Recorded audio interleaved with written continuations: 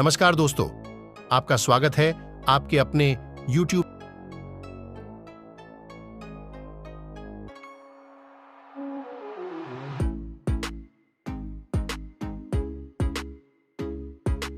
दोस्तों, आज की वीडियो में हम बात करेंगे कुंभकर्ण की और उससे जुड़े कुछ रहस्यों के बारे में।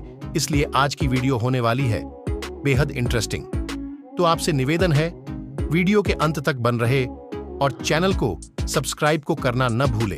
दोस्तों, रामायण के प्रमुख पात्रों में से एक कुंभकर्ण लंका के राजा रावण का छोटा भाई थाच। कुंभकर्ण अपने भाई रावण की तरह ही तपस्वी थाच। कुंभकर्ण ने कठोर तप करके कई वरदान प्राप्त किए थे। एक वरदान की वजह से ही कुंभकर्ण 6 महीने सोता था और 6 महीने ही जागता था। लेकिन बहुत कम लोग जानते हैं कि कुंभकर्ण को 6 महीने सोने का वरदान किस वजह से मिला था। ऐसे में आज के इस वीडियो में हम इसी रहस्य से पर्दा उठाने वाले हैं कि आखिर किस कारण उसे 6 महीने तक सोने का श्राप मिला। साथ ही यह भी बताएंगे कि उसने अपने भाई रावण को युद्ध रोकने और भगवान श्री राम से माफी मांगने को क्यों बोला था। चलिए जानते हैं रावण के भाई कुंभकर्ण की वह कहानी जो उसे ज्ञानी और धर्म के मार्ग पर चलने वाला राक्षस बताती है। दोस्तों, कुंभकर्ण की कहानी जानने से पहले जानते हैं कि आखिर कौन था कुंभकर्ण। दरअसल कुंभकर्ण रावण का छोटा भाई था। रावण के 2 भाई थे, विभीषण और कुंभकर्ण। कुंभकर्ण की माता का नाम कैकसी था, जो राक्षस कुल से थी। वहीं उसके पिता वृषरवा ब्राह्मण कुल से थे। यही कारण था कि रावण और उसके दोनों भाई, इन तीनों में ही राक्षस कुल के होने के बावजूद ब्राह्मण के भी गुण थे।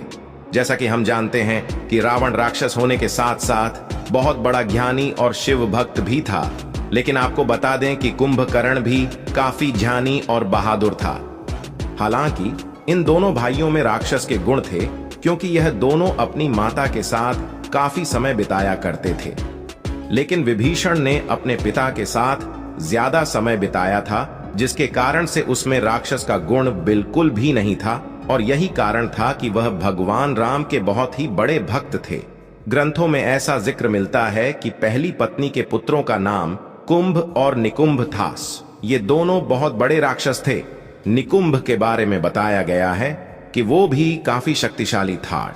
दूसरी पत्नी के बेटे का नाम था भीमासुर। माना जाता है कि वो भी बहुत शक्तिशाली था। उसने अपने पिता की मृत्यु की बदला लेने के लिए देवताओं से युद्ध भी किया था।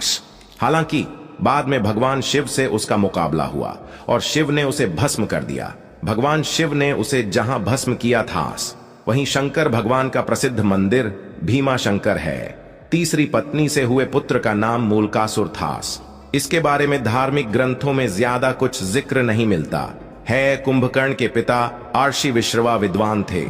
उन्होंने कुंभकर्ण को शिक्षा दी थी, इसलिए उसे तमाम वेदों और धर्म अधर्म की जानकारी थी। वह भूत और भविष्य का जानता था। तो दोस्तों, अब हम आपको बताते हैं कुंभकर्ण को दिए गए श्राप की कहानी। लेकिन उससे पहले इसी तरह की और रहस्यमयी जानकारी प्राप्त करने के लिए हमारे चैनल ट्रू हिस्ट्री को आज ही सब्सक्राइब करें और बेल आइकॉन को प्रेस करें। दरअसल कुंभकर्ण बहुत ही विशालकाय शरीर वाला, बुद्धिमान और ताकतवर राक्षस था। उसकी ताकत के सामने तो भगवान इंद्र भी डरते थे। कुंभकर्ण को हमेशा से ही खाने का बहुत शौक था। विशालकाय शरीर होने के कारण वह एक बार में ही हजारों लाखों लोगों का खाना खा जाया करता था। उसकी सेना और राज्य के दास खाना इकट्ठा करते करते थक जाते थे। लेकिन कुंभकर्ण की भूख समाप्त नहीं होती थी। एक दिन कुंभकर्ण ने सोचा कि यदि भगवान ब्रह्मा की तपस्या करी जाए और उनसे वरदान में स्वर्ग का सिंहासन मांग ले, तो जीवन भर उसे पेट भर के खाना खाने को मिलेगा। यह सोचकर कुंभकर्ण और उसके दोनों भाई रावण और विभीषण ने उसके साथ तपस्या करना शुरू कर दिया। वह भगवान ब्रह्मा का नाम जपते हुए लंबे समय तक तपस्या करते रहे। इधर भगवान इंद्र को भी डर था कि कहीं भगवान ब्रह्मा इसे प्रसन्न होकर वरदान मांगने को न कहें, और यदि उन्होंने ऐसा किया तो निश्चित ही कुंभकर्ण स्वर्ग का सिंहासन मांग लेगा। और यही चिंता लेकर भगवान इंद्र मां सरस्वती के पास पहुंच गए और अपनी सारी चिंताएं बताने लगे। इसके बाद माता उनकी मदद का आश्वासन देती है। उधर भगवान ब्रह्मा कुंभकर्ण की तपस्या से प्रसन्न हो चुके थे और फिर वह उन तीनों को दर्शन देते हैं। भगवान ब्रह्मा कुंभकर्ण को मनचाहा वरदान मांगने को कहते हैं। कुंभकर्ण वरदान के रूप में इंद्रासन मांगने ही वाला था कि माता सरस्वती उसकी जीभ पर आकर विराजमान हो गई और इंद्रासन की बजाय निद्रासन बुलवा दिया। जब तक रावण और कुंभकर्ण यह समझ पाते तब तक भगवान ब्रह्मा तथास्तु बोल चुके थे। इसके बाद जब कुंभकर्ण और रावण को इस बात का एहसास होता है तो वह भगवान ब्रह्मा को वरदान वापस लेने के लिए विनती करते हैं, लेकिन भगवान ब्रह्मा कहते हैं कि एक बार दे दिया वरदान वापस नहीं लिया जा सकता। इधर कुंभकर्ण को भी अपनी गलती का एहसास हो गया था। वह भगवान ब्रह्मा के सामने रोने और गिड़गिड़ाने लगता है। तब भगवान ब्रह्मा कहते हैं कि मैं वरदान तो वापस नहीं ले सकता हूं, लेकिन इस वरदान के प्रभाव को कम जरूर कर सकता हूं। हमेशा निद्रा में रहने के बजाय अब तुम 6 महीने जागोगे और 6 महीने निद्रा में रहोगे। जिसके बाद से कुंभकर्ण 6 महीने तक नींद में रहता था और 6 महीने जागने के दौरान पेट भर के खाना खाता था। लेकिन इस 6 महीने के दौरान वह इतना खाना खा जाता था और खाना न मिलने की सूरत में वह और भी ज्यादा गुस्सा हो जाता था, जिसके बाद वह अपने सामने आने वाली हर चीज को खाना शुरू कर देता था। रावण भी इस बात से बहुत परेशान था और उससे अपने भाई की यह हालत देखी नहीं जा रही थी। जिसके बाद रावण ने एक बार फिर से ब्रह्मा जी की तपस्या करी और जब प्रसन्न होकर ब्रह्मा जी उसके सामने आते हैं तो रावण ब्रह्मा जी से कुंभकर्ण के 6 महीने जागने के वरदान को बदलने के लिए कहता है।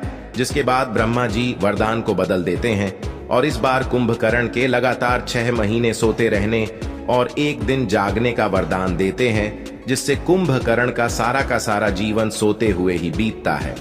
6 महीने तक निरंतर सोने के बाद वह केवल एक दिन के लिए जागता था। दोस्तों, जैसा कि हम जानते हैं कि कुंभकर्ण का जिक्र रामायण में तब होता है जब माता सीता का अपहरण कर लेने के बाद भगवान राम और उनकी वानर सेना के साथ रावण का युद्ध होता है। रावण की विशालकाय सेना जब भगवान राम की सेना के सामने हारने लगती है तब अंत में रावण अपने भाई कुंभकर्ण की मदद लेने की सोचता है, लेकिन उस समय कुंभकर्ण अपनी निद्रा अवस्था में होता है और इतने विशालकाय भाई को गहरी नींद से उठाना बहुत ही कठिन काम था। फिर भी उसने अपनी लगभग आधी सेना को कुंभकर्ण को उठाने के लिए भेजा। उधर कुंभकर्ण गहरी नींद में सोया हुआ था। पूरी सेना उसे जगाने की बहुत कोशिश करती है। कुछ लोग सीढ़ी के जरिए उसके पेट पर चढ़कर छल उछल कर उसे जगाने की कोशिश करते हैं, लेकिन जब लाख कोशिश करने के बाद भी कुंभकर्ण नहीं उठता तब सेना के मन में ख्याल आता है कि क्यों ना इसे स्वादिष्ट भोजन परोसा जाए, क्योंकि कुंभकर्ण खाने का बहुत शौकीन था और शायद वह भोजन की सुगंध से उठ जाए। सभी सेनाओं ने विशाल मात्रा में विभिन्न प्रकार के स्वादिष्ट भोजन को जुटाया और भोजन की स्वादिष्ट सुगंध जब कुंभकर्ण की नाक में गई तो वह अपने आप ही उठ गया। जिसके बाद उसने भरपेट खाना खाया और खाना खाने के बाद वह सीधा अपने भाई रावण के पास गया। जब कुंभकर्ण रावण से मिला तो उसे रावण के द्वारा पूरी घटना का ज्ञान हुआ। रावण ने उसे बताया कि किस प्रकार उसने माता सीता का हरण कर लिया है, जिसके बाद श्री राम ने वानर सेना के साथ लंका पर चढ़ाई कर दी है और किस तरह इस युद्ध में रावण के कई योद्धा और भाई बंधु मारे जा चुके हैं। इसीलिए उसे समय से पहले श्री राम की सेना के साथ युद्ध करने के लिए जगाया गया है। दोस्तों, उस वक्त कुंभकर्ण को यह आभास हो गया था कि श्री राम कोई और नहीं बल्कि नारायण का अवतार हैं और माता सीता स्वयं मां लक्ष्मी का। उसने भूतकाल में घटित हुई कुछ घटनाओं का उदाहरण देकर रावण को समझाने का प्रयास किया कि वह माता सीता को लौटा दे तथा भगवान श्री राम की शरण में चला जाए। यह सुनकर रावण ने कुंभकर्ण पर क्रोध किया तथा उसे युद्ध में जाने का आदेश दिया। आखिर में जब कुंभकर्ण समझ गया कि अब रावण को समझाने का कोई फायदा नहीं है तो उसने युद्ध भूमि में जाकर नारायण के हाथों मरने का निश्चय किया। जब कुंभकर्ण अपना विशाल शरीर लेकर युद्ध में पहुंचा, यह देखकर कुंभकर्ण का छोटा भाई विभीषण उसे वार्तालाप करने आया। उसने कुंभकर्ण को श्री राम की सेना के साथ मिलकर धर्म का साथ देने को कहा, लेकिन तब कुंभकर्ण ने अपना धर्म अपने भाई व लंका के राजा के लिए लड़ना बताया। उसने विभीषण को भी गलत नहीं कहा और उसे कहा कि तुम अपने धर्म का पालन करो और मुझे अपने धर्म का पालन करने दो। जिसके बाद वह युद्ध करने के लिए आगे बढ़ा। वह वानरों को अपने पैरों तले कुचलता हुआ आगे बढ़ता जा रहा था और उन्हें चबाकर खा रहा था। इसी बीच में उसका हनुमान, लक्ष्मण, अंगद आदि से भी युद्ध हुआ, लेकिन उस वक्त यह सभी उसको रोक पाने में नाकामयाब रहे। जब वानर नरेश महाराज सुग्रीव उससे युद्ध करने आए तो वह बहुत प्रसन्न हो गया। उसकी योजना थी कि यदि वह सुग्रीव को ही बंदी बनाकर रावण के सामने ले जाएगा तो उससे राम सेना का साहस टूट जाएगा, वह अपने राजा को बंदी बना देखकर निराश हो जाएंगे। उसने ठीक ऐसा ही किया तो पीछे से स्वयं भगवान श्री राम ने उसे चुनौती दे दी। कुंभकर्ण को पता चल गया था कि उसके सामने स्वयं नारायण आ चुके हैं और उसका अंत अब निश्चित है, लेकिन नारायण के हाथों मृत्यु होने से वह बेफिक्र था। उसने श्री राम के साथ भीष्म युद्ध किया तथा अंत में भगवान श्री राम ने इंद्रास्त्र चलाकर कुंभकर्ण की दोनों भुजाएं काट दी।